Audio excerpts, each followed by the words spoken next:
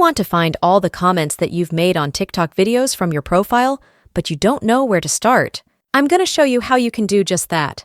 Just make sure to watch the video until the very end so you can see all of your different comments on TikTok. Firstly, we will open our App Store if you are on your iPhone, or the Google Play Store if you use an Android device. We have to search for TikTok in here and then check if we have any pending updates for our TikTok application. If TikTok is not updated, just make sure to tap on this Update button and wait a couple of minutes until the latest version of TikTok is installed on our device. After this step, we're going to open our TikTok app and make sure you are logged into your TikTok account.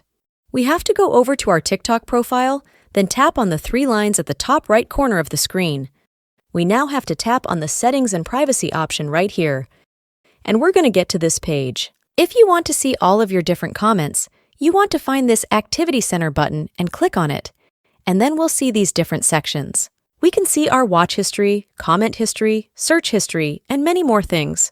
I'll select the Comment History section, and that's going to open up a list of all the different comments which I've made from this TikTok account. I can tap on a comment, and that will open the video on which I left that comment, as well as the comment section with my comment at the top.